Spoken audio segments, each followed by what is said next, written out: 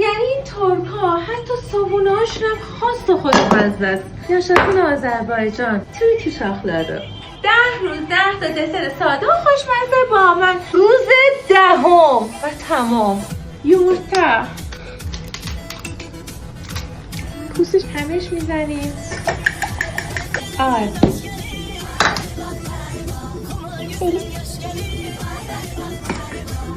ماست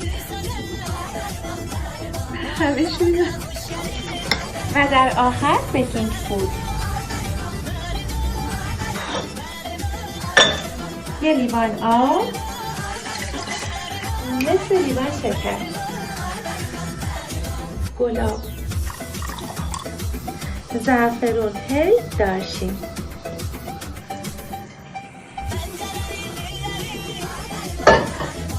روغن سرخش میکنیم.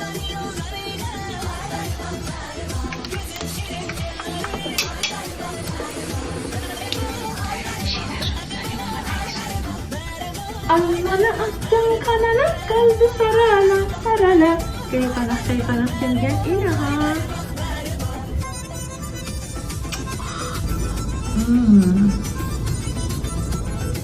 درست کنید، ترک ها رو دعا کنید.